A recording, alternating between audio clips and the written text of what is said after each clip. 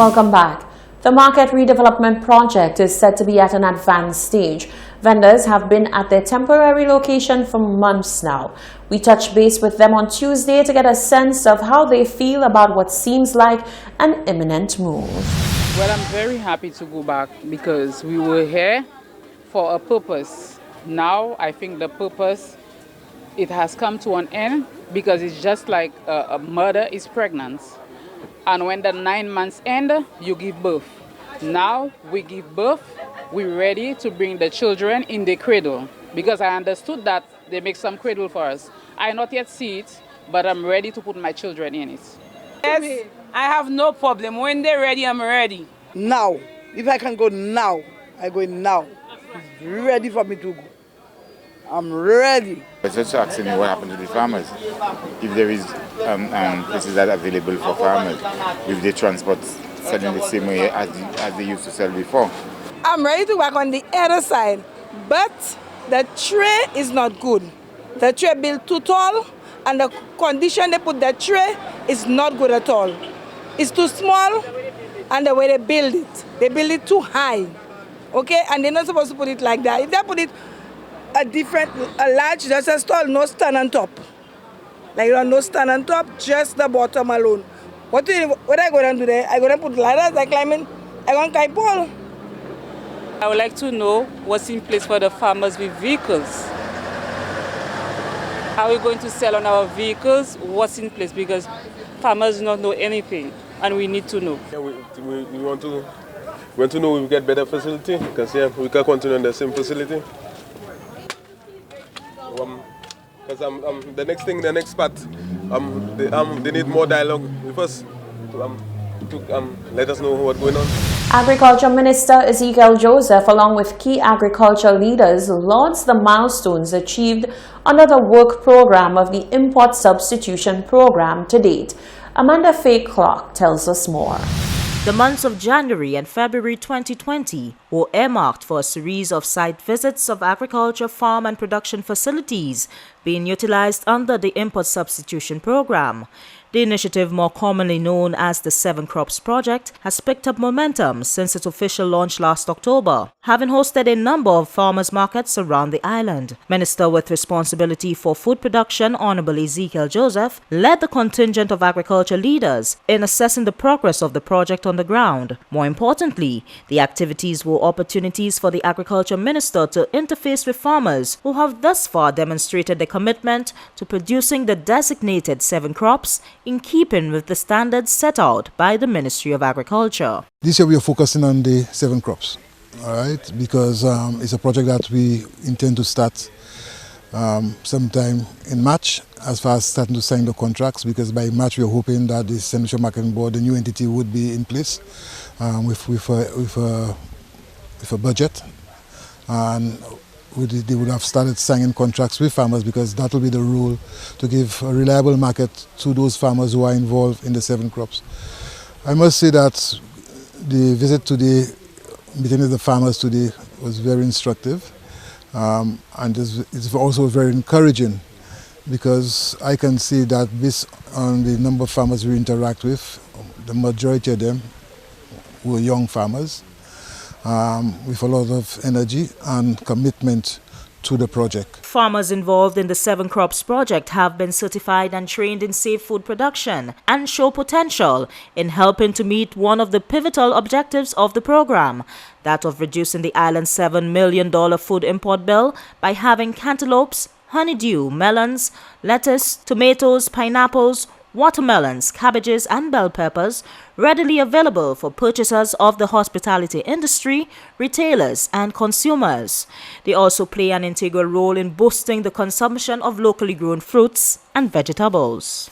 Concerning the 7 crops that they have chosen, it's widely circulated over the media, and my field officers have been educating me about it. So much so that they have selected me as one of the farmers that they will be doing the demo plot with. And I think it's a very good initiative, and that from that we can see how much we can produce, more than we believe we can, and that we can compete with the outside world with our local produce. Increased production of the cash crops under the import substitution program is encouraged through incentives and technical support from the Taiwan ICDF, one of the Agriculture Ministry's partners for development of the sector. From the Ministry of Agriculture, I am Amanda Faye Clark reporting. Five-time groovy monarch of St. Lucia, Arthur Ale, has released yet another infectious track entitled I Do. According to Arthur, the R&B track, which is accompanied by a vibrant music video, is a celebration of St. Lucia's continued success as a honeymoon destination. It's an incredible feat when love touches the hearts of like minds and creates a bond sealed with the special words I do. This very emotion is brought to the forefront in the latest single from St. Lucia's brand ambassador, Arthur Ale, as he tells the story of his love. Arthur says the track was composed to melt the hearts of lovebirds and become an anthem for weddings. You know, the song is something that comes from my heart. It's something that also people can relate to. And I wanted to get a concept that can last forever. And with I Do Forever, it's something that can be used for weddings, whatever cultures, whatever part of the world. And we're really hoping to get this song, pushed in movies or wherever, as far as we can get it to. The music video follows a story of two lovebirds vacationing at the award-winning Four-Door Plantation Resort on the path to being engaged against the beautiful backdrop of the majestic Twin Peters at Crystals Hotel. The female love interest is played by 2018 Carnival Queen Alika Frederick. The video was it was a wonderful process because many people actually pitched in. Alika Frederick was the 2018 Carnival Queen, right? She was the leading lady in the video. She was actually a last-minute replacement, and we had to reach out to her. She was so excited to be a part of it, and I had absolutely no regrets. She did a fantastic job. The connection was there, the chemistry was seen in the video, so I was really happy with her delivery. I Do is filled with captivating melodies, blending the vocals of Arthur Ale and saxophonist Rashad Joseph. The music was produced by the Audio Lab Productions, with co-production by Yannick Plant of Minor Productions and Arthur Ale himself. The video was shot and directed by Kidal Soni in the picturesque town of Soufrière, Arthur's hometown. The song is available for streaming and download on all digital platforms, and the music video is available on YouTube. For 7 News, I am Jacqueline. The Consumer Affairs Department will join other consumer organizations around the world on the 15th of March to call for global changes to avert environmental breakdown.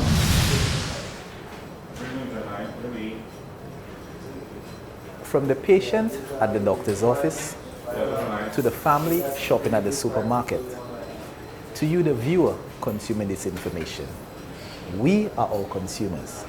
As a consumer is generally defined as anyone who purchases a good or service for his personal use and not for resale. But are you a sustainable consumer? And should you care? A sustainable consumer is someone who uses services and products in a manner that minimizes the impact on the environment. That person takes into account their present needs as well as the needs of future generations. They use less to do more and to do better. And they are aware that the resources that we have on Earth is finite and can be depleted. As World Consumerize Day approaches, the Consumer Affairs Department, or CAD, intends to encourage sustainable habits and behaviors. We have partnered with the Department of Sustainable Development, the St. Lucia Solid Waste Management Authority, and the National Consumers Association to have a grand information sharing exercise downstairs the offices of the Consumer Affairs Department that is on the corner of Miku and Coral Street in Castries. On that day, consumers can come and speak to the authorities and ask all relevant questions. This activity begins at 9:30 a.m. We want to encourage consumers to come, be informed, and of course begin making simple changes to avert environmental breakdown. This information sharing exercise will take place on March 13 outside the office of the Consumer Affairs Department in Castries. The CAD has also started an awareness program empowering primary school students to make sustainable choices. Marvin St. Louis reporting from the Ministry of Commerce. This is the Hot 7 TV Nightly News. Stay with us when we come back. Sports and weather.